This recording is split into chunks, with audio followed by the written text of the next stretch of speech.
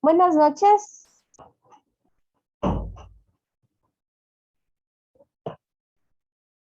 ¿Me escuchan? Buenas Buenas noches, noches, señora, sí se le compañero. escucha. Buenas noches, mil disculpas. Me tuve que cambiar de computador. No sé qué le pasó.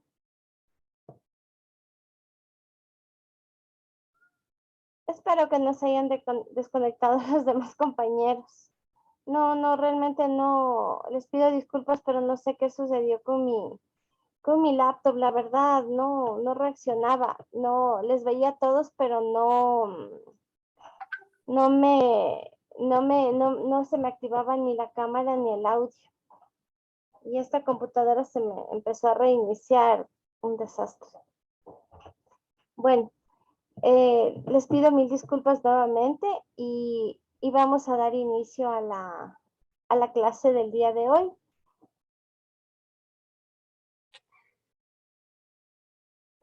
Que en este caso vamos a ver acerca de, por favor, si no me escuchan, me interrumpen y me lo dicen, ¿sí? Vamos a ver la unidad. Buenas noches, profe. Se le Buenas escucha noches. perfectamente. Ay, muchas gracias y les pido mil disculpas porque realmente traté de contactarme con el instituto, pero nadie me contestaba y quería notificar el tema a ver si no sé, algo sucedió, eh, me podrían dar alguna indicación. Bueno, No se voy preocupe. a abrir, voy a abrir ahorita, permítame un momento que me están llamando del instituto. ¿Aló? ¿Aló? ¿Sabe que ahorita ya me conecté? Ya estoy con los estudiantes. Ya estoy en este momento. Muy amable. Gracias. Hasta luego. Bueno, vamos a ver acerca de lo que se refiere al conductor. Ya les voy a compartir pantalla este momento.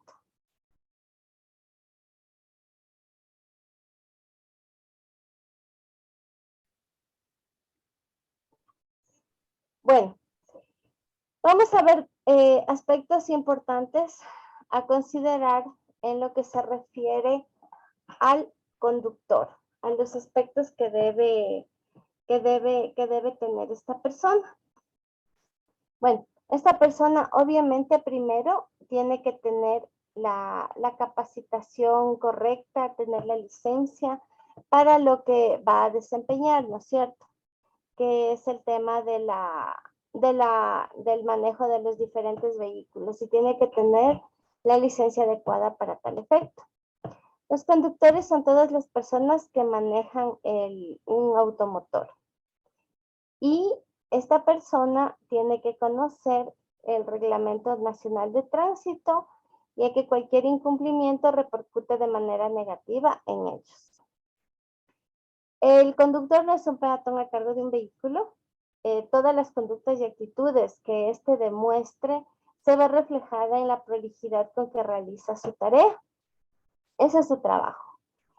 Frente a un vehículo, el hombre tiene un dominio, puede presentarse cierto poder, pero eso sí implica mayor responsabilidad porque si no tiene control sobre sus emociones o sobre sí mismo, no podrá reaccionar de manera apropiada ante lo que se le presente en su camino o en la vía. Y obviamente las consecuencias van a ser negativas para la labor que desempeña. Hay normas de seguridad vial para conductores, como son el sentarse correctamente. Para poder conducir de manera efectiva, es necesario tener buena postura, tiene que revisar ciertas cosas físicas y mecánicas del vehículo antes de arrancar, tiene que sentirse cómodo al manejar y tiene que tener todo un entorno que le provea una tranquilidad para que pueda desempeñar su acción, su trabajo. Tiene que tener el vehículo, evidentemente, todos los aditamentos y implementos que necesita para que le provea este entorno tranquilo de comodidad y de seguridad al conductor.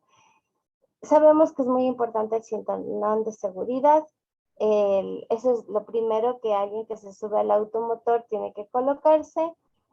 De ahí deben recordar que el cinturón de seguridad, de acuerdo a evaluaciones y estudios que se ha hecho, proveen aproximadamente el 80% de seguridad en un caso de un accidente. Si bien es cierto, no le elimina el hecho de que puede tener algún efecto ese choque o ese accidente que tenga, sí nos protege en un 90%. Y obviamente cuando hay niños tienen que estar en el asiento adecuado para ellos, ¿no? Como ya habíamos visto antes también, es muy importante el hecho de las drogas y alcohol. Obviamente no puede llevarlo, no puede estar consumiendo medicamentos que también afectan su buen desempeño. Hay un medicamento que nos afecta a todos los que conducimos vehículos y más aún aquellos que conducen distancias más grandes o llevan mercancías por justamente el trayecto que llevan.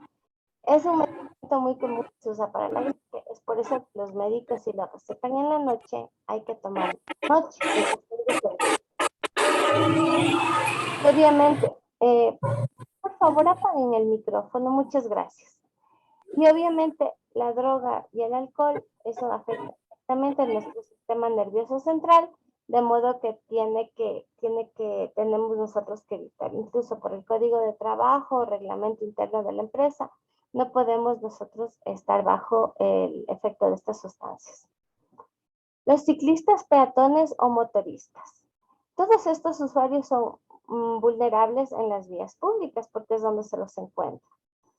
Cuando se conduce por la ciudad existe una complejidad mayor, ya que hay que estar más alerta a cualquiera de la presencia de este tipo de personas, ¿no? Sean ciclistas, peatones o motoristas. Y también por la cantidad de tráfico que se encuentra en las calles. Se debe respetar las normas, ya que no es solamente conveniente el conocerlas, también hay que cumplirlas para que exista una buena convivencia de orden y seguridad vial en las calles. Los límites de velocidad.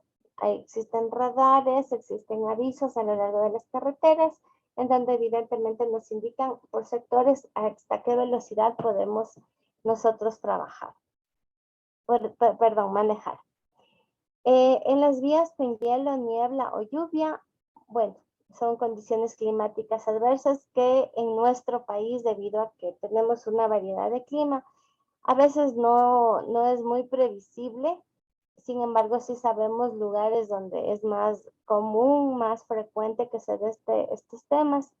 Entonces hay que programar y evitar los viajes para no cometer un acto inseguro, el enviar un transportista cuando sabemos que una vía se ha ido por el efecto de la lluvia o cuando hay deslizamientos de tierra.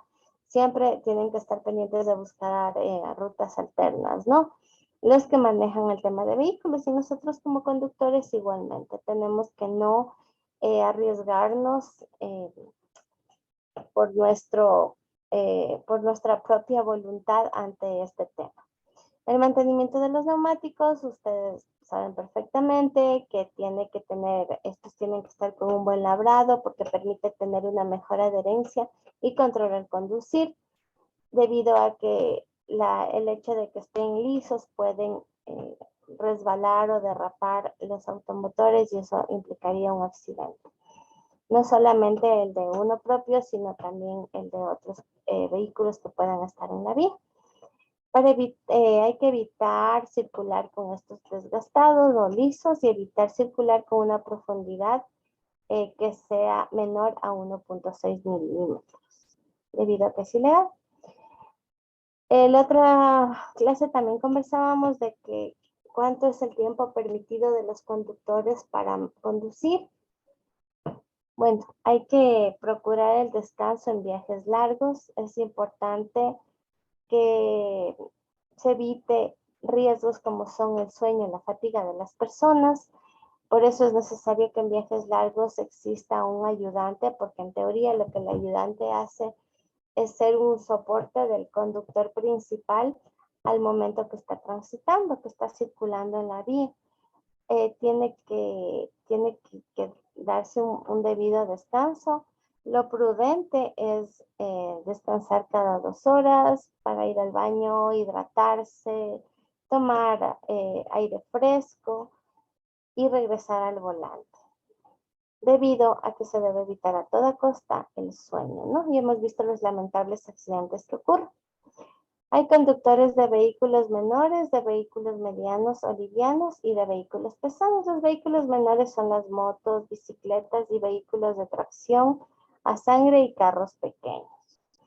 Vehículos medianos o livianos, bueno, pues son automóviles particulares, taxis, camionetas, vehículos que superan los 1.500 kilogramos. Y conductores de vehículos pesados ya son, como su nombre lo dice, vehículos grandes, camiones, omnibuses, remolques, semirremolques, trailers. Esto es en cuanto a lo que se refiere al conductor. Las normas generales de conducción también son una situación sumamente importante que debemos cumplir debido a que el derecho de la vía de hay que tener muy claro lo que es el derecho de vía o preferencia de paso. Esto es algo que incluso aquí en la ciudad es muy común que todo el mundo respete, pero es algo que no debería suceder para la buena convivencia de todos. De acuerdo al reglamento de tránsito del derecho de vía o preferencia de paso, artículo 200, para efecto del presente reglamento se define como derecho de vía o preferencia de paso la preferencia que tiene un vehículo respecto a los otros vehículos y peatones, así como de estos sobre los vehículos. En el artículo 201 habla de que en las intersecciones donde no hay semáforos, intersecciones en T o intersecciones controladas con señales de pare o cede el paso, los conductores deben observar las siguientes reglas. El conductor llegar a una intersección deberá ceder el derecho de vía al vehículo que se encuentre cruzando la intersección, ¿sí? Como lo vemos aquí en el gráfico. ¿Sí? Este vehículo está cruzando y no va a venir otro y si se pasa lo impacta obviamente. Entonces obviamente estos tienen la preferencia de paso. Cuando dos vehículos llegaren simultáneamente a una intersección, tendrá derecho de vía al que se le aproxime por su derecha. ¿Sí? Aquí como lo vemos en el gráfico.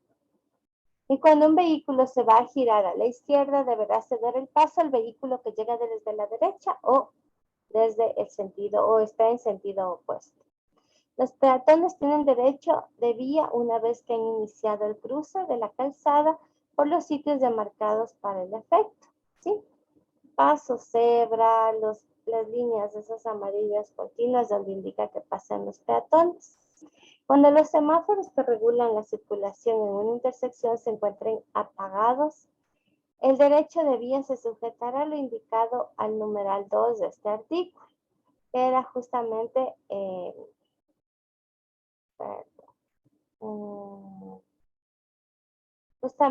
este de aquí, que cuando los dos vehículos llegaren simultáneamente a una intersección tendrá derecho de vía el que se aproxime a su derecha. El artículo 202 indica que las intersecciones en T donde no existan las señales de pare o cede el paso, el conductor que se aproxima a la intersección por la vía que termina debe ceder el paso a todo vehículo que se aproxime por la izquierda o derecha en la vía contigua al tope. ¿Sí? El conductor que se aproxima por la intersección por la vía que termina debe de ceder el paso. En el artículo 203 señala que las intersecciones reguladas con señales de pare o ceder el paso, todo conductor que se aproxime a estas señales debe ceder el paso a los vehículos que se encuentren cruzando o acercándose por la izquierda, derecha o sentido opuesto. Es obvio, claro que muchas veces ocurre que los peatones piensan que son más rápidos que el carro y se la pasan corriendo, pero eso no debería ser así. El artículo 204, en las intersecciones con redondeles, todo conductor debe ceder el paso a los vehículos que se encuentran circulando dentro del mismo. Es decir, por ejemplo, estos de aquí tendrían que esperar, ya que estos son los que tienen preferencia. En el artículo 205, en las vías de un solo carril, cuando dos o más vehículos circulen en direcciones opuestas y estuvieran próximos a cruzarse, los que circulan de bajada detendrán la marcha hasta que pasen los que circulan de subida. En gradientes convergentes tendrán la preferencia los vehículos pesados.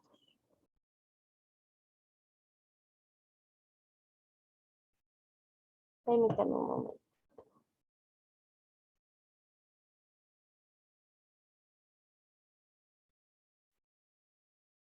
Permítanme un momentito. Yo no sé si la clase se está grabando.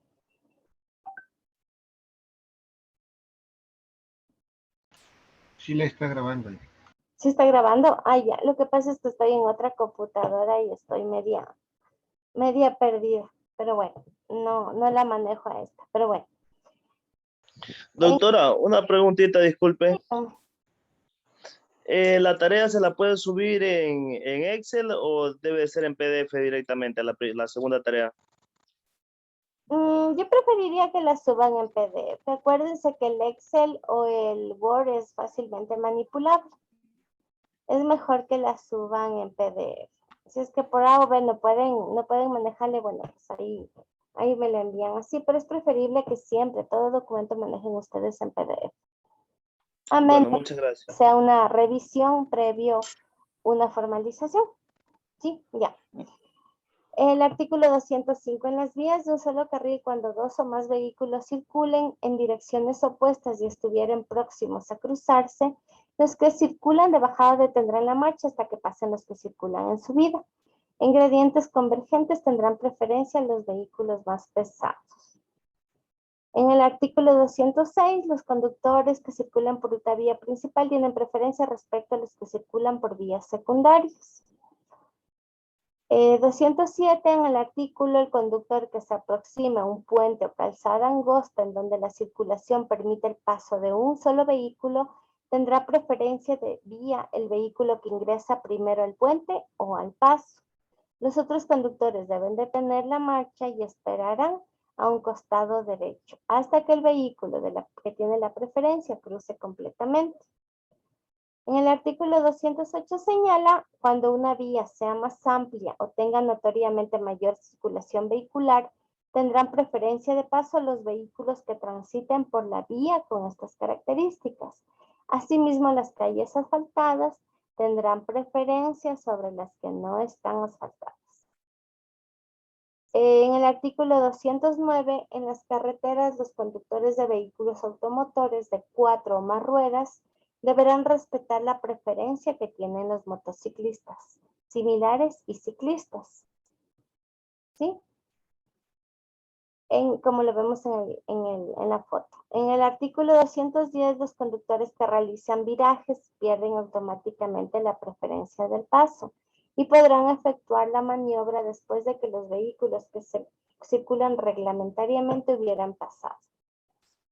Artículo 211 señala que en las intersecciones no reguladas, es decir, las que no hay semáforo o zonas delimitadas para el paso de peatones, los conductores deben otorgar preferencia de paso a los peatones.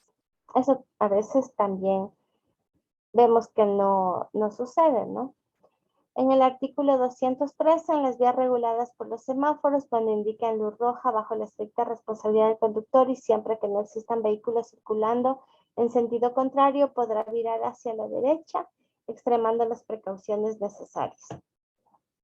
Artículo 215 indica que el conductor de un vehículo de emergencia debe conducir con todo cuidado, garantizando la seguridad de los peatones y vehículos que estén usando la vía.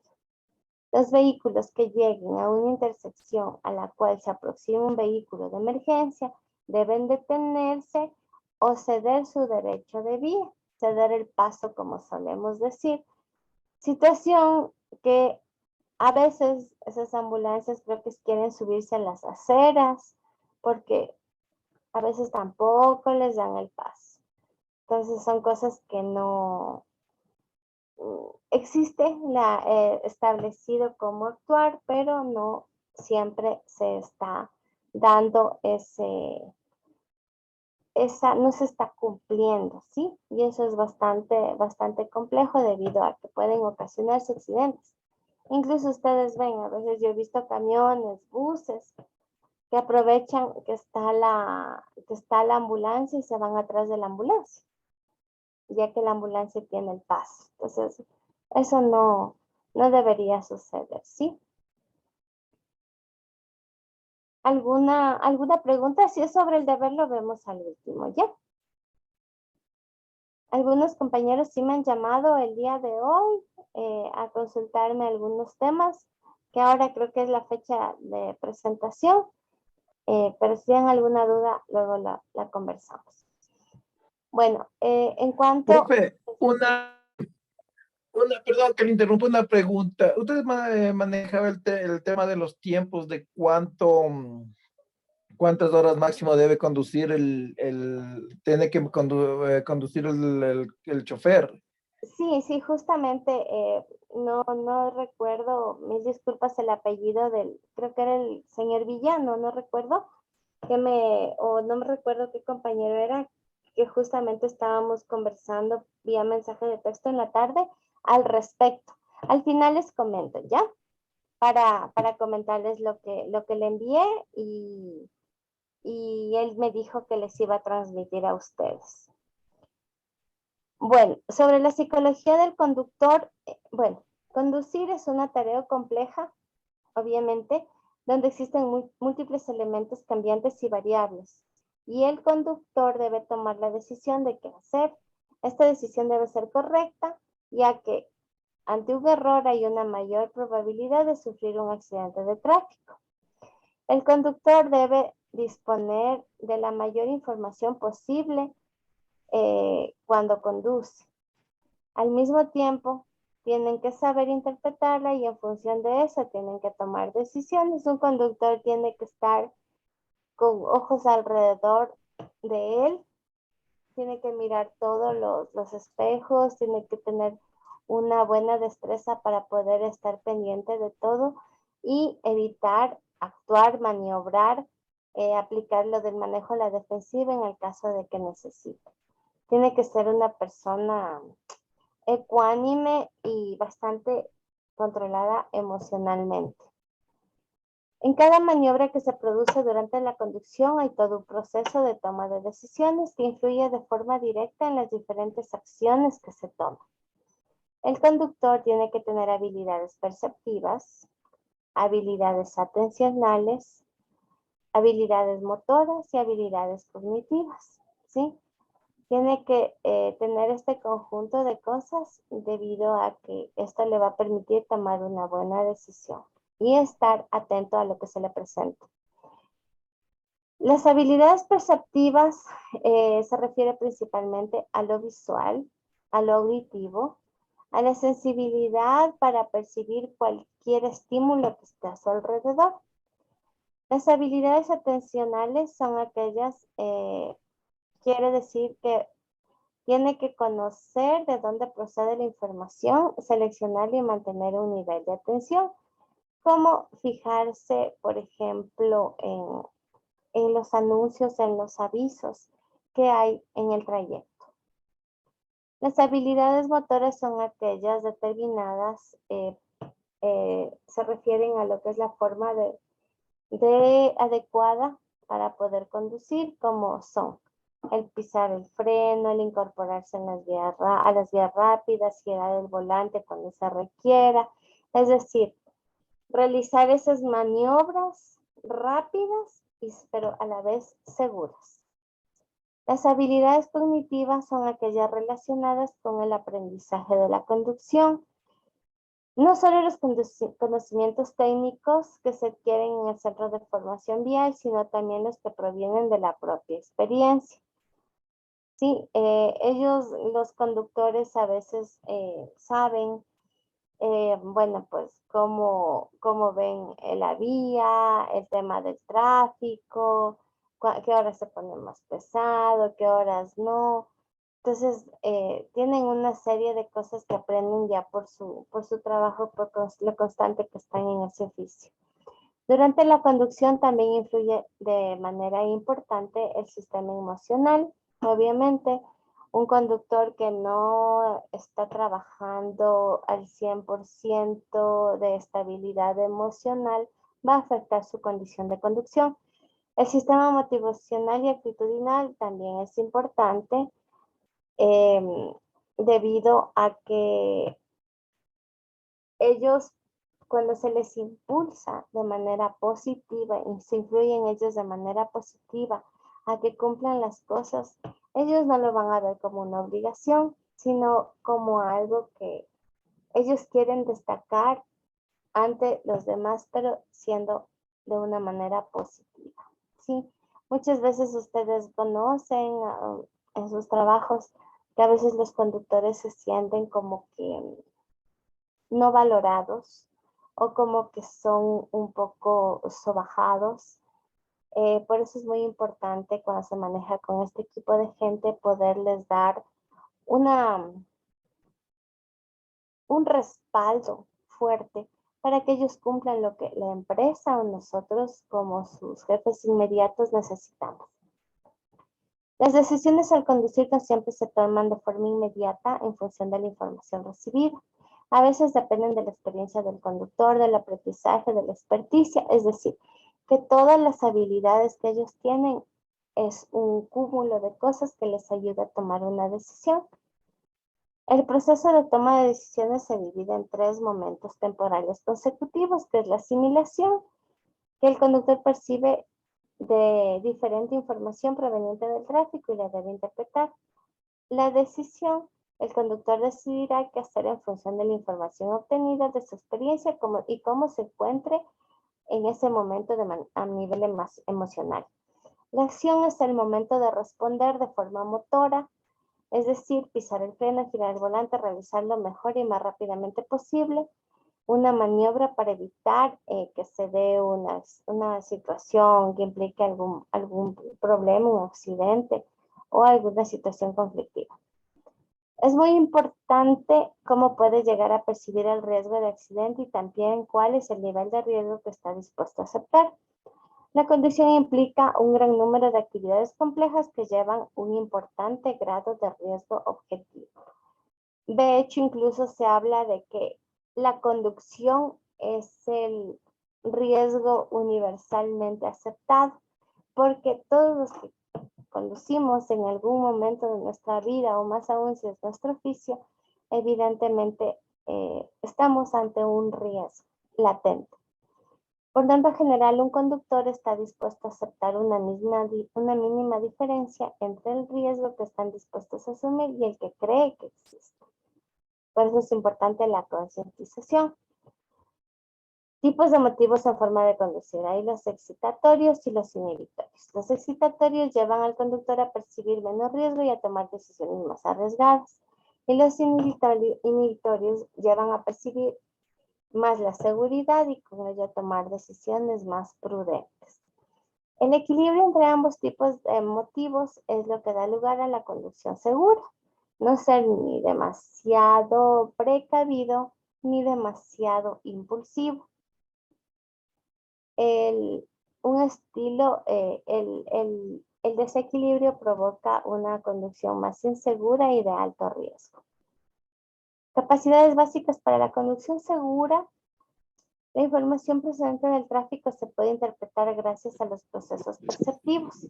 Los órganos sensoriales más empleados son la vista y el oído. Si se produjera un deterioro de capacidad visual, se producen las siguientes alteraciones. Deslumbramientos, porque cuando apantallan con la luz, obviamente pueden cegar a la persona, y a veces eso también recuperar la visibilidad se complica. El aumento del tiempo de reacción, se tendría una mayor dificultad para diferenciar lo que son los obstáculos o las señales. Confundir los colores, por ejemplo, por falta de precaución o por alguna enfermedad, el daltonismo. Se puede confundir las señales luminosas. El semáforo, básicamente. La visión periférica es la que proporciona la información que percibe el conductor por los lados. Existen vehículos y peatones en los márgenes del campo visual, que es a veces lo que no podemos visualizar. Hay que tener muy buena, mirar muy bien para poder detectar los puntos ciegos. El aumento de fatiga al realizar mayor esfuerzo en las interpretaciones de las diferentes situaciones. Los factores distractores internos del conductor son la fatiga, la somnolencia, estados psicológicos, el exceso de confianza, como decir que es una carretera que ya la conocen mucho, la edad avanzada, porque es lógico, las funciones cognitivas se van disminuyendo, estar bajo efectos de drogas, fármacos, alcohol, características personales como son gente que a veces se distrae con mayor ¿Sí o no? conductas interferentes como son el fumar, el hablar por el celular, estar pensando en otra cosa, estar distraído. Los factores externos al conductor son la carretera también muy conocida, la temperatura elevada del interior del Que vehículo. sería, o estará desacompañada temprano, si había. Por favor, apaguen el micrófono. Una elevada temperatura en el interior del vehículo causa somnolencia, una excesiva concentración en las señales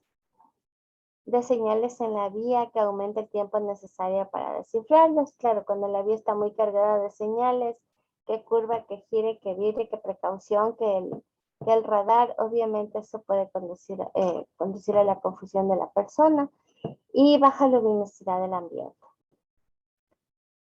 Los factores que pueden afectar a las habilidades motoras es lo que ya hemos hablado: alcohol, medicamentos, drogas, el sueño, la fatiga, la experiencia del conductor, la posición del conductor frente a los mandos, o sea, lo confortable que esté, la descoordinación entre piernas y brazos, el desconocimiento del vehículo que conduce. Obviamente, si es un vehículo que por primera vez toma una persona y no es el tipo de vehículo que suele conducir, tiene que tener un tiempo de familiarizarse para poder realizar el viaje. Es como yo, por ejemplo, ahora en esta computadora me compliqué porque me cambié de la mía y bueno, pues lo mismo es con el automotor. La carretera que sea muy conocida, el exceso de confianza y también el que el clima haya condiciones adversas de clima. Las condiciones físicas, alimentación es una de las principales. Que la ingesta de alimentos el objetivo es conseguir una buena nutrición para que pueda funcionar adecuadamente nuestro cuerpo. Y también que todas las funciones vitales se den de manera apropiada. Se debe tener en cuenta cómo la comida puede influir en la conducción de un vehículo, sobre todo cuando hacemos viajes largos. Evidentemente, comidas muy pesadas, lo que nos va a traer es fatiga, sueño, y puede eso inducirnos o para que esté más fácil el panorama para un accidente. Comidas muy ligeras, en cambio, si se queda con hambre, la persona va a estar pensando en otras cosas en que quiere alimentarse y es más propenso a la distracción, a un accidente que se dé, pero por falta de concentración. Lo que es la condición energética, la energía es lo que nos hace que todo nuestro cuerpo se mueva, que funcione, que actúe. Si hablamos de esto, los que nos proporcionan energía son los hidratos de carbono y las grasas, ¿sí? Pero obviamente es necesario consumirlas, pero tampoco tenemos que excedernos porque eso afecta también a nuestro desempeño. La plástico-reparadora, la función plástico-reparadora proporciona los elementos necesarios para formar la estructura del organismo en el crecimiento y la renovación del mismo. Las proteínas son los nutrientes que llevan a cabo esta función. Hay que llevar básicamente una dieta equilibrada que nos proporcione energía y que nos ayude a que la persona quede satisfecha. Hay el error a veces que por el tiempo, el tipo de comida que a veces se encuentran en las vías, consumen demasiado carbohidrato o grasas. En lo posible, la persona tiene que va a conducir una dieta equilibrada, no solo con lechuga porque tampoco les gusta o ensaladas, pero sí una dieta equilibrada con proteína, con verduras, con frutas, carbohidratos y mínima cantidad de grasas. Cuando una persona realiza viajes largos, lo conveniente y lo prudente es que entre las pausas activas también, aparte de ir al baño, descansar un poco o estirarse, estirar sus miembros inferiores, superiores, tiene que también tiene que alimentarse adecuadamente e hidratarse. Hidratarse debido a que eso sí siempre necesita no perder agua, ¿sí? Es muy importante eso. Y tiene que tener un buen aporte energético.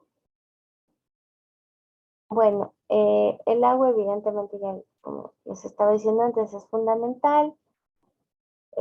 Muchos toman café. El café es un estimulante que actúa sobre el sistema nervioso central, sobre el sistema circulatorio y respiratorio. Obviamente, personas que tienen hipertensión no tienen que tomar café porque se les restringe el uso, por lo que justamente activa el tema circulatorio. Entonces, puede ser contraproducente.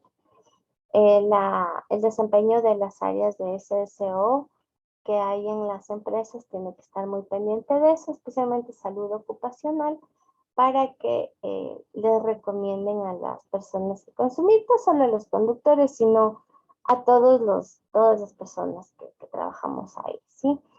El café también como estimula el sistema nervioso, puede desequilibrar un poco el tema de nervios, puede causar excitación, puede ser un estimulante muy alto que tal vez a unas personas no actúa, pero sobre otras sí. Es preferible consumirlo con mesura y si está contraindicado, no consumirlo.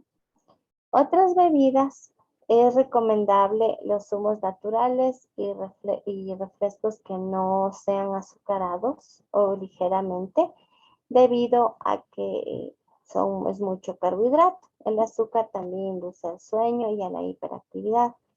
Las bebidas gasificadas no son aconsejables ya que producen flatulencia y si se realiza un viaje por la noche no es recomendable tomar leche caliente ya que facilita la aparición del sueño. Medicamentos, hay medicamentos antihistamínicos y psicofármacos. Los psicofármacos actúan sobre el sistema nervioso central y los antihistamínicos son aquellos que tratan las alergias y pueden causar somnolencia. Los antigripales también tienen antihistamínicos. El estrés, bueno, es un estado psicobiológico con efectos negativos y positivos que se producen cuando la persona está inmersa en una situación donde les exige mucho en su desempeño, positivo o negativo, de manera física o psíquica. El ritmo de vida acelerado, la sobrecarga de trabajo, problemas de inseguridad, frustración profesional, excesiva estimulación ambiental como es el ruido, las vibraciones, el tener metas muy elevadas, trabajar en un ambiente muy competitivo o demasiado no violento, sino muy que les afecte de manera negativa en cuanto al trato que les dan, son algunas de las situaciones que pueden dar lugar a la aparición de estrés. El oprobio, que ridiculizar a las personas en delante de otras, que ventajosamente creo que ya no se da mucho, pero existe. Son cosas que les afectan. La primera fase del alarma, cuando tenemos estrés, es que en el cerebro hay una parte, un sector que se llama hipotálamo. Esta se activa la corteza cerebral, la formación reticular, el sistema límbico y el sistema nervioso autónomo y el endocrino. Esto trae consigo una mayor capacidad de reacción, una mejora de umbrales sensoriales, una potenciación de mecanismos de alerta y en general aumento de funciones vitales. Estos efectos no deberían ser perjudiciales para la conducción, sin embargo implican en el conductor un mayor nivel de agresividad y comportamiento competitivo, enojo, ira, impaciencia, comportamiento competitivo, realizan conducción temeraria, no miden las consecuencias de las decisiones que toman y también tienen la tendencia a no respetar lo que son las señales de circulación, las señales viales. La segunda fase, denominada resistencia, se caracteriza porque el organismo resiste aumentando sus defensas y manteniéndose durante mucho tiempo, lo que conduce poco a poco a la tercera etapa del estrés, que se denominará fase de agotamiento. Esta es la tercera fase y deteriora la habilidad para integrar la información y analizarla, disminuye el nivel de atención y concentración ante los estímulos, es decir, un desequilibrio completo. En esta etapa no se debería conducir y si se lo realiza debe ser bajo un estricto control. Si se tiene estrés, se debe conducir con más prudencia de la habitual y es mejor acudir a un psicólogo o un especialista en ese tema. La fatiga, la actividad de conducción genera fatiga, especialmente en viajes largos. La fatiga también se causa en trayectos cortos por el tema del tráfico. La fatiga puede ser físico-psíquica y disminuye las capacidades del conductor para desempeñar su tarea. Es un importante factor de riesgo, pues está implicado entre el 20 al 30% de accidentes. La fatiga físico-corporal se aprecia por el cansancio muscular en general del organismo. Con la fatiga psíquica disminuye la capacidad de concentración. Las alteraciones de un conductor fatigado son alteraciones perceptivas. No va a percibir nada en su entorno, no va a detectarlo. Alteraciones en atención. Los sujetos son más propensos a las distracciones y por lo tanto cometen más errores. Alteraciones de los movimientos, estos son más lentos y menos precisos y se realizan menos maniobras y aparecen movimientos indicadores de fatiga, tales como bostezos, estiramientos, el estar moviéndose en la posición, agarrotamiento muscular, como consecuencia de esto, frecuentes cambios de postura. Alteraciones del comportamiento, se conduce de forma más automatizada, se asumen más riesgos y el conductor puede ser más agresivo o irritable. Alteraciones en la toma de decisiones, el conductor empleará más tiempo para reaccionar ante las situaciones de tráfico. Los síntomas que produce el estrés son, sufren distracciones más fácilmente, se cometen mayor número de errores, el comportamiento es más imprudente, la conducción es agresiva, temeraria, puede fatigarse, puede también no respetar las señales de tránsito y de circulación y se cometen mayor número de errores en las decisiones y las decisiones son más lentas. Las acciones preventivas, el descanso es el único remedio eficaz y no debe iniciarse ningún viaje sin estar suficientemente descansado y durante la conducción se deben realizar paradas o pausas activas, dar pequeños paseos que permitan estirar las piernas. Se recomienda un descanso de 20 a 30 minutos cada 2 horas o cada 200 kilómetros como máximo. Hablábamos que hay se determina que 4 horas y media máximo de conducción interrumpida y se debe dar una pausa de 45 minutos. O se debe dar 1 hora y media de conducción, 15 minutos de pausa, 3 horas de conducción, 30 minutos de pausa. ¿Sí? Más o menos es lo mismo que representan aquí. Es algo que es lo más recomendable. Si me preguntan, ¿está escrito en una ley? No, no está escrito como tal en una ley. Colombia sí lo tiene Chile y lo tiene Europa. En el Real Decreto de España, por ejemplo, tenemos en uno de los Reales Decretos. Pero aquí en Ecuador no estipula específicamente lo que está aquí escrito. Sin embargo, Las leyes internacionales es lo que recomiendo. Adicionalmente, bueno, aquí sí hay una ley aterrizada al transporte, pero esta ley solamente indica que deben desempeñar su trabajo durante o sea, que sean 8 horas, y si son viajes largos, tienen que descansar un número de horas. Eso lo da el MDT, pero no hay un específico cuánto de conducción interrumpida puede darse. Sin embargo, lo que está aquí expresado consta en los reglamentos internacionales. El sueño y la somnolencia suelen venir asociados con la fatiga y son otro factor de riesgo en la conducción, y los efectos más destacados de estas son cansancio, agotamiento muscular, disminución de la capacidad de concentración. Evidentemente hay más distracciones, se cometen más errores, aumenta el tiempo de reacción, puede provocar la aparición de microsueños, periodos breves de tiempo en el conductor se queda dormido y ahí es donde se da la fatalidad, a veces accidentes mortales. Genera cambios en nuestra conducta, violencia, inquietud, ansiedad. Las causas que favorecen la somnolencia son 3 y 5 de la mañana, es donde, no sé por qué, pero da un mayor, uno le da mucho más sueño. Las primeras horas de la tarde, de 2 a las 4 a las 16 horas, de 14 a 16 horas, puede ser porque es por lo general luego del almuerzo.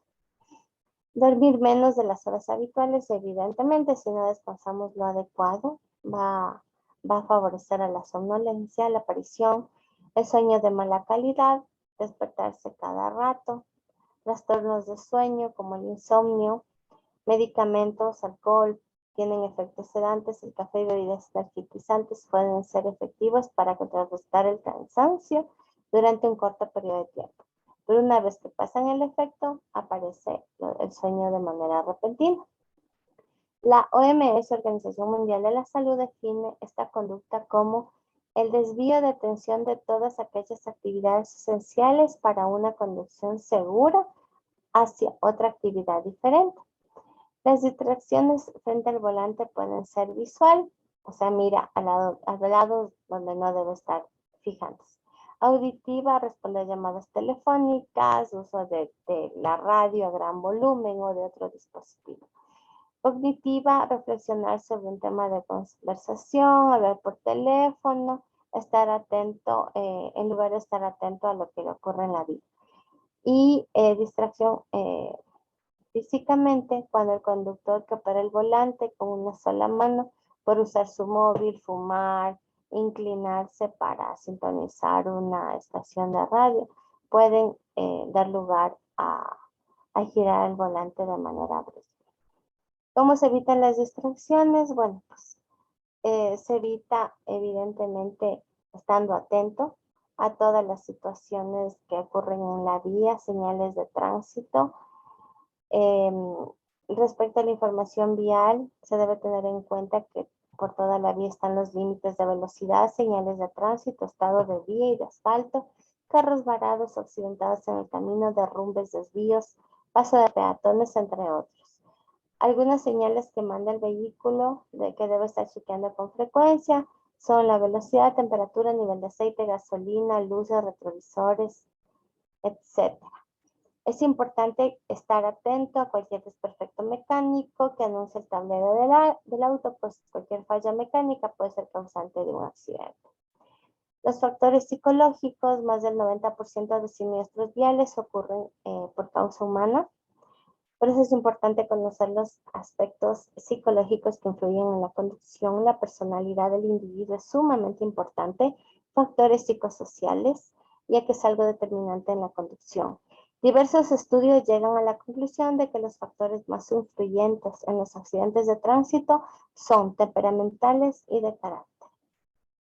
Los tipos de accidentes que afectan a los factores, en los que afectan los factores psicológicos son la conducción irresponsable, bueno, niños en el asiento delantero, en las piernas del conductor, niños sin el cinturón, son una distracción.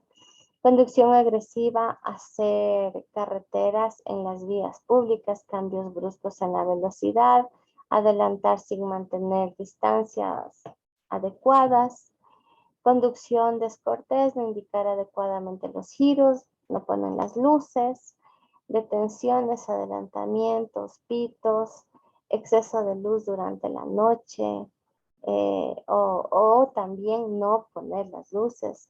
Es también uno de los factores psicológicos que afectan. Los tipos de accidentes en los que afectan estos factores también son, por ejemplo, conducción autosuficiente, no dar paso a los vehículos rápidos, conducción entorpecedora, conductores que van de paseo, lentos, que no dan paso, que cruzan el tráfico, la posición incorrecta, circular por el carril inadecuado, lentos van en el rápido, los rápidos van en el lento, eso no debe suceder, no ceder el paso, no atender a las señales y respetar las señales de tránsito.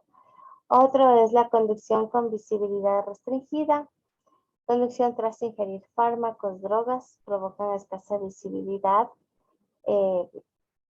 Puede afectar, como les afecta el sistema nervioso central, pueda que no están en los 5 sentidos de manera completa. Si existe por factores climáticos debido a lluvia o niebla, también no les permite visualizar adecuadamente el tramo. Adelantamientos en cambios de rasante. La conducción descuidada, cerrar el paso y dificultar maniobras, no hacer uso de espejos retrovisores. Agresividad en la conducción. Obviamente esto es bastante complicado y es muy común, como son los gestos, los gritos, el toque del claxon, comentarios pasados que caen en lo irrespetuoso. Son manifestaciones agresivas y les muestran todo tipo de conductores que tienen rasgos agresivos o que están bajo un nivel de estrés bastante alto. Las causas más frecuentes de accidentes automovilísticos son lo que es el uso de alcohol, el mal clima, las distracciones, en menor proporción pero no tan significativa, está lo que la velocidad, los ataques, no parar ante la luz de tránsito roja. El alcohol y conducción no es una buena conducción, no es una buena combinación, es un factor de riesgos bastante alto debido a que del 30 al 50% el alcohol está implicado en los accidentes mortales que ocurren, lo que lo convierte en uno de los principales riesgos en la conducción. Los errores e infracciones más comunes bajo los efectos de alcohol son detenerse en el carril sin causa justificada, los carros se van encima, no guardar la distancia, se apegan mucho o rebasan irrespetando todo, realizan giros con excesiva amplitud, circulan por el carril incorrecto, circulan invadiendo vía, invadiendo el carril incorrecto, pueden responder tarde a la señalización, conducen de forma errática, inadecuada, efectúan adelantamientos antirreglamentarios, señalizar de manera incorrecta las maniobras, dicen que van a ir a la derecha cuando van a la izquierda, no utilizar de forma adecuada las luces, circulan por dirección prohibida, salir de las zonas de circulación. Lo que provoca al afectar el sistema nervioso central, se altera la coordinación entre los distintos movimientos. El alcohol en sangre es lo que provoca, ¿no? La sangre es la que se distribuye en todo el cuerpo y tener esta sustancia ahí lo que hace es que todo se nos descoordine.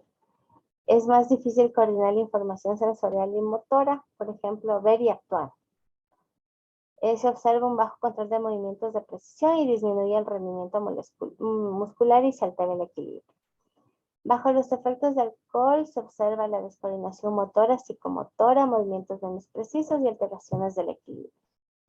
Si se bebe y se conduce, la capacidad para atender a dos fuentes de información a la vez no es posible, lo que resulta peligroso especialmente cuando hay mucho tráfico o cuando se desea incorporar alguna vía. La atención se focaliza en el centro del campo visual, por lo que es menos probable que se perciba el entorno de la situación que se está manteniendo en la vía. Entonces hace eso de que se actúe con impericia y con falta de prolijidad al realizar el proceso de conducción, ¿sí? No sé si es que podamos avanzar a ver lo que es manejo a la defensiva. No son muchas diapositivas, la verdad. Lo que es importante que ustedes conozcan es que el manejo defensivo es manejar no poniendo en peligro ninguna vida y ahorrando tiempo y dinero a pesar de las condiciones que le rodeen y de las acciones de otros, ¿sí? Manejo a la defensiva no es pelear, no es gritar, no es ofender, no es atacar, no es pitar, no es hacer luces, eso no es manejo a la defensiva. Manejo a la defensiva es manejar de manera adecuada, pudiendo detectar posibles peligros y así evitando algún riesgo que se presente a nosotros mismos y al entorno. Es importante, muy importante que ustedes manejen un programa o una capacitación de manejo defensivo y seguridad vial a sus colaboradores, a los conductores, ayudantes, a todas las personas que están relacionadas con el tema, debido a que va a ayudar a minimizar la probabilidad de accidentes, reacciones adversas, va a poder salvaguardar la vida e integridad de las personas, va a permitir que se mantenga en buenas condiciones el vehículo, a proteger el medio ambiente y los bienes de la comunidad y a conocer las normas y reglamentos de tránsito. Si bien todos somos parte del problema, también somos parte de la solución.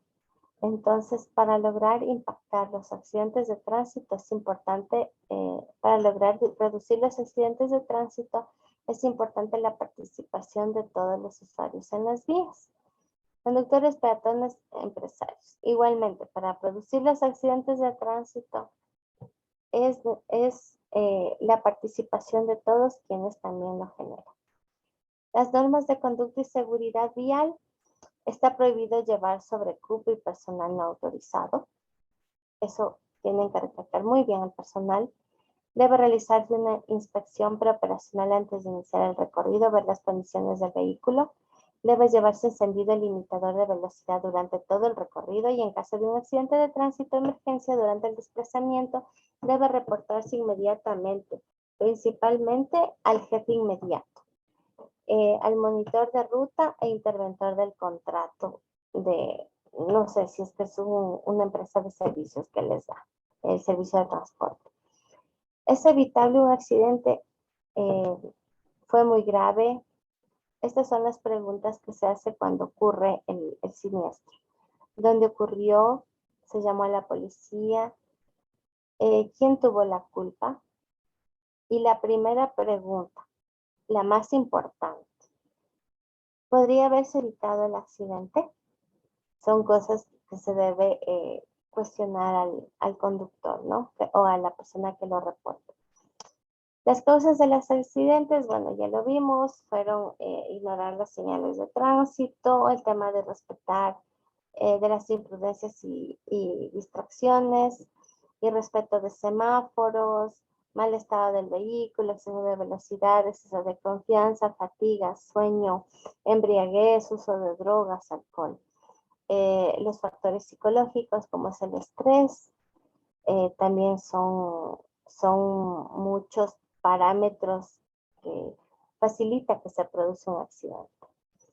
Las consecuencias, el peor y el que no hay marcha atrás es la muerte de las personas. Las consecuencias posterior a uno de estos temas es que el 90% más obedecen a fallas humanas, un accidente, equivocación de los conductores y peatones. Las causas que los producen son exceso de velocidad, como en mayor cantidad, fallas mecánicas, adelantar en forma indebida, rebasar. Objetos extraños y animales en la vía también los producen. Embriaguez, distracción del conductor, falta de pericia en el manejo y no mantener la distancia apropiada. Un accidente de tránsito puede ser un atropellamiento, un choque. Reporte de incidentes o accidentes de trabajo. Cuando se tiene un incidente o accidente de trabajo, se debe reportar inmediatamente al supervisor de la empresa.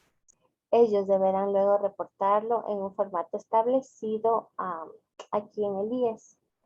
En su caso, y debe ser reportado a los jefes de seguridad industrial o técnico de seguridad, no sé cómo se llame, dependiendo cómo se denomina el cargo de la empresa, y se debe notificar según los formatos establecidos. Hay una matriz para notificación. El objeto de reportarlos no es encontrar culpables, sino de prevenir que se vuelva a repetir. Pero todo accidente debe ser reportado. Porque si se toma conciencia de eso, se va a poder tomar las acciones, lo cual va a salvar vidas y bienes. En caso de un accidente, se debe proteger la escena del accidente, se debe obtener ayuda, atender víctimas, brindar primeros auxilios si se tiene conocimiento. Si no, no. En un accidente no es recomendable mover a una persona, simplemente tratar de mantenerlo despierto. A ninguna persona hay que moverlo si es que está atrapada. Se debe esperar a los organismos de rescate que lo hagan porque es mayor el daño que podemos causar que el bien. Los registros de datos, se debe tomar todos los datos posibles del accidente, testigos, placas de vehículos. No se debe permitir la movilización de ningún vehículo y no se debe admitir la responsabilidad alguna hasta que se dé la investigación. Para eso en diferentes puntos se encuentran cámaras, incluso pueden haber hasta testigos. Hay algunas señales de tránsito preventivas y el objeto es advertir al usuario de la vía sobre la existencia de un vehículo o situaciones imprevistas de carácter permanente o temporal, indicándole su naturaleza. Hay señales reglamentarias que tienen por objeto indicar a los usuarios de las vías las limitaciones, prohibiciones o restricciones sobre su uso y cuya violación constituye una falta que se sanciona conforme a las normas del Código de Tránsito. Y las señales informativas, como su nombre lo dice, guían al usuario de la vía suministrando la información necesaria sobre identificación de localidades, destinos, sitios de interés turístico, geográficos, gasolineras, abastecimiento de combustible, intersecciones, restaurantes, etc. La señalización, los dispositivos de control de tránsito en lo que refiere a la señalización de ciclorrutas se realizan utilizando los mismos dispositivos verticales empleados en las calles y carreteras y deben brindar a los usuarios una circulación segura. Hay las señales transitorias que modifican transitoriamente el régimen normal de la utilización de la vía y pueden ser reglamentarias, preventivas o informativas y son de color naranja. ¿Qué son la responsabilidad contravencional, civil y penal en accidentes de tránsito? Esto lo señala lo que es el COIP. La responsabilidad contravencional es aquella que surge después de violar las señales y normas de tránsito establecidas en el Código de Tránsito y que pueden generar una multa o sanción pedagógica por parte de las autoridades encargadas. Por ejemplo, transitar en contravía, pasarse un semáforo, pasarse de un carril a otro por una línea continua. La responsabilidad civil protege los bienes materiales e inmateriales de los afectados en el accidente de tránsito y busca un equilibrio en el patrimonio del autor del daño y la víctima.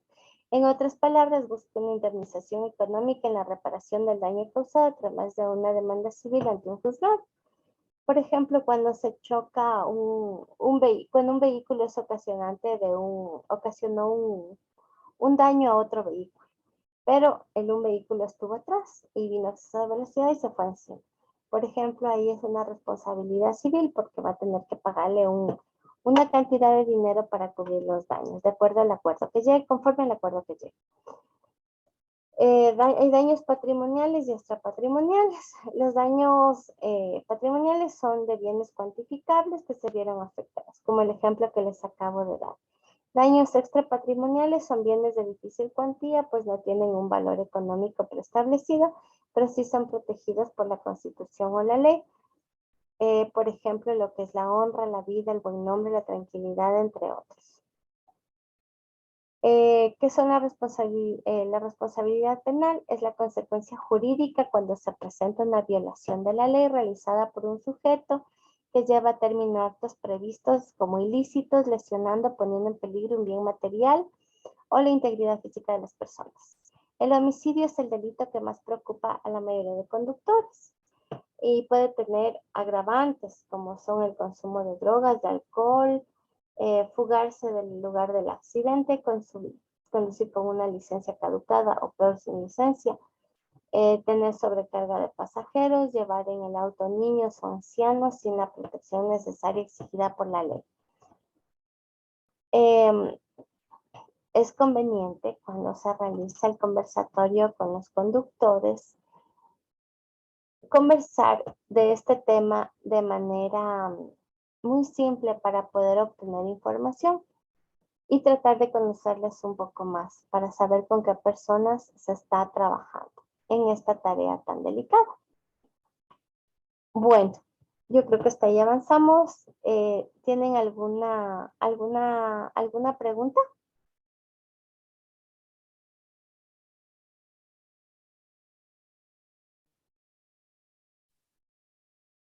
Pero por favor que nos explique sobre la tarea 3. A ver, la tarea 3, ¿cuál es? La de la matriz es la 1, ¿no es cierto? La tarea 2 es acerca de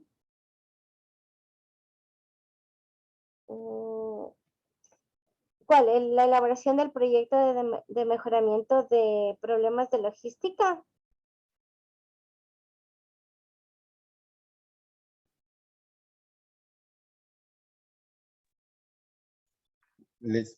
Perdón, doctora, podría ser de las dos últimas tareas, que la una es una matriz de riesgos laborales probables y con mitigación y con corrección, Ajá. y la otra la que acabo de nombrar también. Ya, a ver. Bueno, hablemos primero, dice, teniendo una empresa dedicada al transporte y evaluando específicamente la sección que corresponde al jefe, supervisor de transporte, conductores, ayudantes de transporte, elaboren una matriz describiendo qué factores de riesgo laboral, riesgo de accidentes y enfermedades laborales se pueden presentar. Para eliminar el riesgo detectado. ¿Sí? Ya. Entonces, a ver, básicamente ya pasó. Cierren el micrófono, por favor, para que todos puedan escuchar claramente. Gracias. De acuerdo a lo que hemos visto hasta aquí y vimos la clase anterior, lo que les estoy pidiendo es que se haga una matriz con las siguientes columnas. Lo que son factores de riesgo laboral, lo que son el riesgo en sí, los accidentes y enfermedades laborales que se pueden producir en cada cargo, teniendo como cargos jefe o supervisor de transporte, el cargo de conductor y el cargo de ayudantes. ¿Sí? O sea, 3 cargos. ¿Qué riesgos laborales ustedes indicarían que tiene cada uno? Por ejemplo, el supervisor de transportes. El supervisor de transportes no conduce. Es un cargo que permanece dentro de la empresa y es el que realiza la coordinación de rutas. Es un trabajo administrativo, básicamente. Tal vez, no sé, puede ser que tenga que salir a hacer, como les digo, evaluaciones, visitas para ver cómo está funcionando el tema de las entregas, ¿ya? Entonces, ¿él qué riesgos tendría? Tiene riesgo administrativo, por ejemplo, puede ser una postura repetitiva porque tiene que estar continuamente frente a la pantalla del computador, entonces les puede causar una fatiga visual. Actividades repetitivas como por ejemplo manejar el mouse le puede estar ocasionando un problema. Ese es un factor de riesgo físico. Digamos que donde se encuentra hay mucha bulla, por lo que entran y salen camiones. Tiene el factor, es el ruido, y el riesgo evidentemente es el exceso de ruido que puede causar un problema auditivo, ¿sí? ¿Qué enfermedad puede darles? Yo que sé, sordera, puede ser una de las enfermedades. Si manejan cargas y él está continuamente por los andenes donde despachan la mercancía, puede sufrir, tiene un riesgo físico también, puede sufrir una caída de un objeto, entonces tiene riesgo de caída de objetos, de carga de objetos. Entonces, él tendría también qué enfermedad puede ocasionarle. Puede tener más que enfermedad, un accidente laboral, una fractura, una lesión por la caída de un objeto. Entonces, con que ustedes me pongan 5 riesgos es suficiente. Los que ustedes entiendan, los que ustedes comprendan que puede tener el supervisor. En un chofer es mucho más los que puede tener, porque puede ahorita verse afectado, como vimos, por factores psicosociales. El estrés es el riesgo que puede causarles una enfermedad, depresión, ansiedad, por ejemplo. Otro que pueden tener, por ejemplo, un conductor puede ser también manejo inadecuado de cargas, ¿no es cierto? Entonces ahí es un riesgo mecánico. ¿Cuál es el riesgo? Justamente que maneje, que no haga la carga adecuada de los embalajes, que puede causarles una lesión en la columna o una afectación lumbar. ¿Qué es lo que deberíamos hacer? Bueno, pues ahí en cada caso, dependiendo del riesgo, uso de equipos de protección individual, en todos pueden apoyarse con capacitaciones, porque eso les decía yo que, por ejemplo, a los compañeros que pidieron la tutoría, que, por ejemplo, pongan en la matriz de capacitación lo que se refiere a las capacitaciones de uso de protección personal, del tema de dar a conocer los riesgos y cómo prevenirlos. Entonces, y del ¿cómo se llama? Del ayudante. El ayudante es casi lo mismo que el transportista, porque el ayudante es el que va con él. ¿Sí?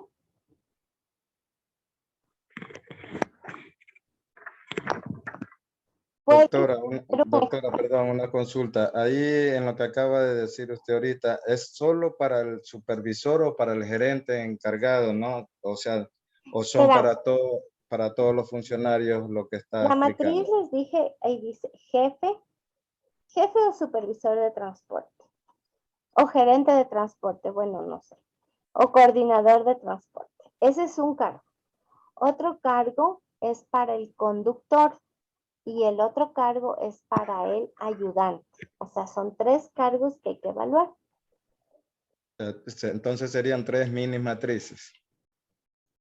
3 mini, una sola matriz colocando, bueno, háganle 3 minis o una sola colocándole. Supervisor de transporte, 5. Conductor, 5. Asistente, ayudante, 5. Ok, Ingeniera, listo, buenas doctora. noches. Buenas noches. Yo hice una matriz de riesgos, pero yo hice conductor y personal administrativo, donde que saqué unas 5 del personal administrativo y el resto unas 10 de conductores. Ya. En el de ¿Puede ser así o pues? Porque ya, el gerente, el supervisor es personal administrativo. exactamente. Y el ayudante tiene casi las mismas funciones del conductor, ¿no es cierto? Porque incluso el ayudante, bueno, dependiendo de cómo lo tengan definido, pero el ayudante es la persona de respaldo en los lapsos que el conductor necesite descansar en recorridos largos. Por eso es conveniente que haya siempre 2 personas. Entonces, estaría bien, pero sí le pediría que le coloque jefe, supervisor, coordinador de transporte, lo que es el conductor y el ayudante, porque son los 3 cargos que pedí en el deber. Pero es lo que usted ha hecho exactamente. Ok. Gracias. Ya. ¿Alguna otra pregunta de esta matriz? Buenas noches, ingeniera. La otra. La otra tarea. Buenas noches, ingeniera. O sea, le saluda señor Villa. ¿Cómo? O sea, definitiva, lo que usted necesita en el trabajo y lo que escuchamos es una matriz es dentro de los riesgos laborales y las consecuencias que les van a venir en los riesgos laborales de cada, de los jefes, los supervisores, los gerentes, conductores y ayudantes. Eso es todo, ¿no es cierto? El factor de riesgo, la enfermedad o si puede generar un accidente, así es. Ya. Ujú. En una tabla en Excel.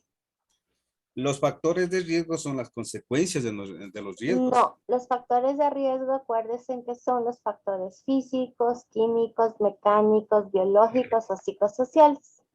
Ah, ya. ¿Sí? Ya. Ya. ¿Alguna otra pregunta? Ninguna, porque estaba bien la clase, bien detallada y yo creo que ya tuvimos ya las clases de estas anteriormente con Exacto. otros modos, entonces ya va a ser recordar y nada más. Sí, Más fácil, es solamente como de concientización. sí. Como el compañero al inicio me pidió también del otro deber.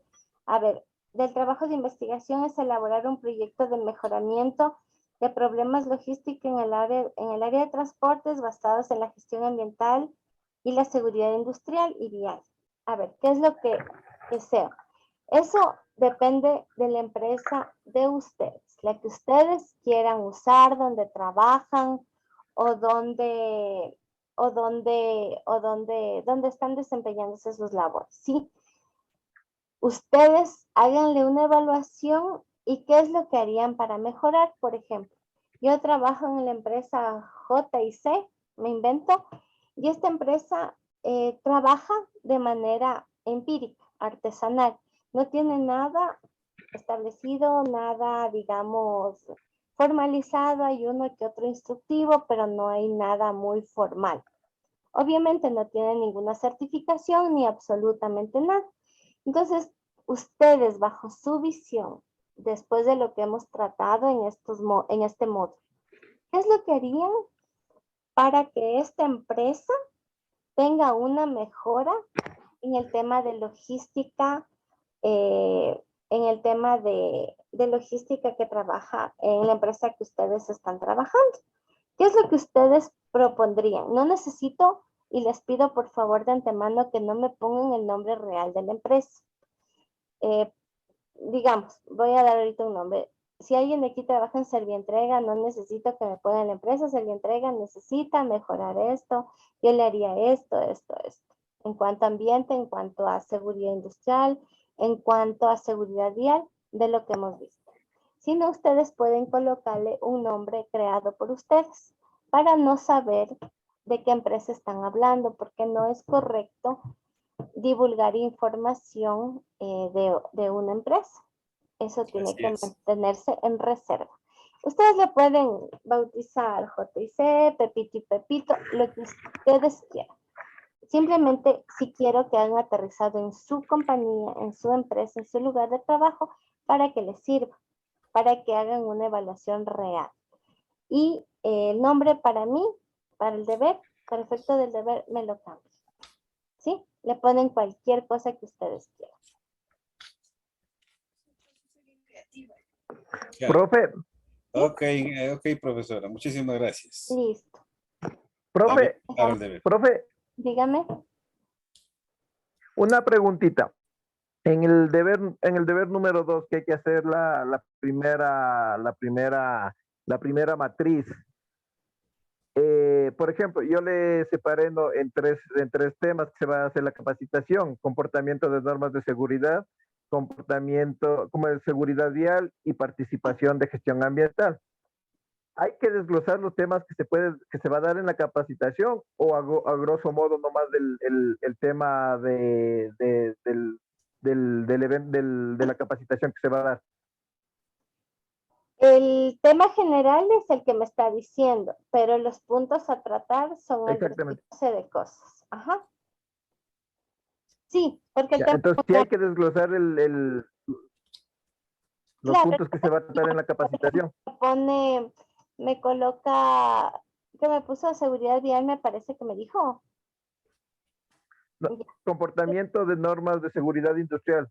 Ya, comportamiento de normas de seguridad, entonces nociones básicas de seguridad industrial, riesgos asociados al transporte de vehículos, podría ser el otro uso de equipos de protección personal e individual, y otro tema de capacitación, no sé, que se me ocurre, factores de riesgo. Esos son los puntos a tratar dentro del tema macro.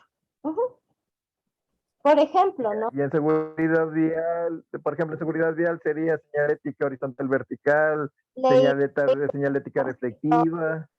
Las normas, claro, exacto. Manejo a la defensiva, ya. Todo lo que acabamos de ver. Ajá. Perfecto. ¿Sí? Perfecto. Listo. Ya, entonces, eso nomás era. Muchas gracias, profe. Profe, otra preguntita. De pronto, si nos puede pasar por WhatsApp las láminas con las que nos estaba dando las clases. ¿No tienen? O sea, lo que pasa es que yo el día viernes por cuestiones de trabajo yo no pude asistir a la clase, entonces por eso digo, de pronto si para repasar si nos puede ayudar compartiendo las láminas con las que nos dio las clases para poder tener un conocimiento más generalizado. A ver, compañero, las láminas que la doctora compartió están compartidas en el grupo. En la Ahí están las láminas. Ajá. Sí. Sí. Ahí están, compañero. Exactamente. Ahí están justamente las láminas. Bueno, si tienen alguna otra consulta referente a las tareas, me pueden localizar, no hay ningún problema. Pueden escribirme al WhatsApp, hacer las consultas o pueden llamarme. Algunos compañeros lo han hecho y les he contestado, creo que a todos.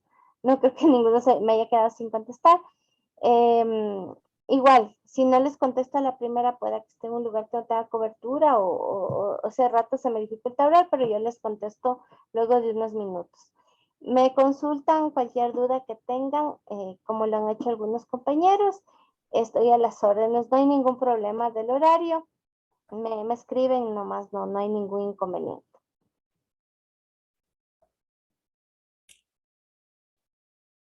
¿Sí? Ok, muchísimas gracias, doctora. De mi parte, pues. Reitero mis disculpas. Tengan una buena noche y cualquier cosa estamos en comunicación. Gracias también. Gracias por contestar también los WhatsApp. Gracias, doctora. Y no se preocupe, vivió en carne propia lo que pasamos nosotros todos los días. Sí, es cierto. Buenas noches, pasen bien. Hasta luego. Hasta luego.